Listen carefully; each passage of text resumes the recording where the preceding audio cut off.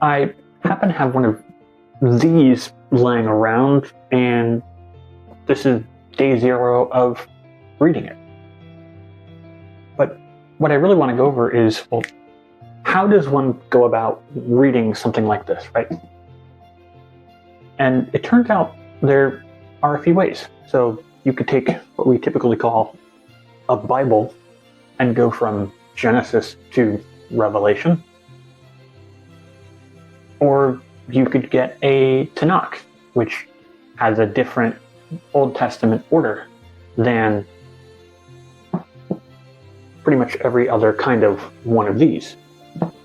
You could also use an example of the Septuagint, which also has a different order and categorizes much of the Tanakh's books differently. Or you could go by the secular timeline, which tries to pick out, what are the oldest books from the newest books, according to scholarship. So that would mean you're starting with, let's say, the Torah, parts of the Old Testament history, and some of the prophets, and then finishing the Old Testament with Daniel, and moving on to the New Testament.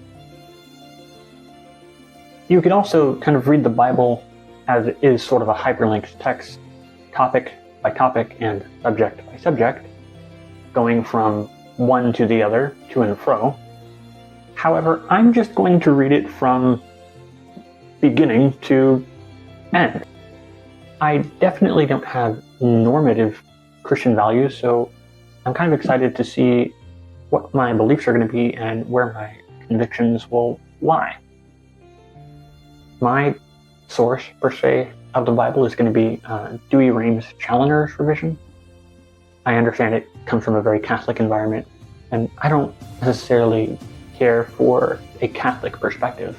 I like it from a diction and linguistics point of view.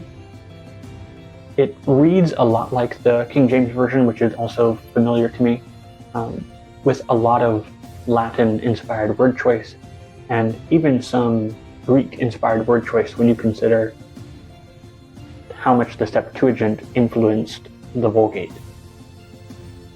If you do choose to read Dewey Rheims' Challoner's revision, I would suggest not using Bible Gateway, Bible.com, whatever that website is called, because there are some, I don't know if there are scribal errors in it, but stuff is just spelled wrong, like names and places.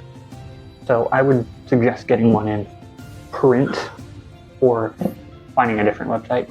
The one I have is a very ornate one from Erroneous Press, but any example will do.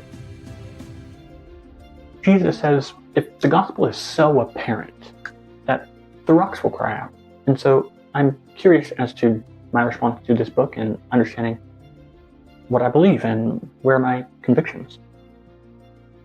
Day 1 starts tomorrow, and I'll go over my understanding of Genesis 1 through 12.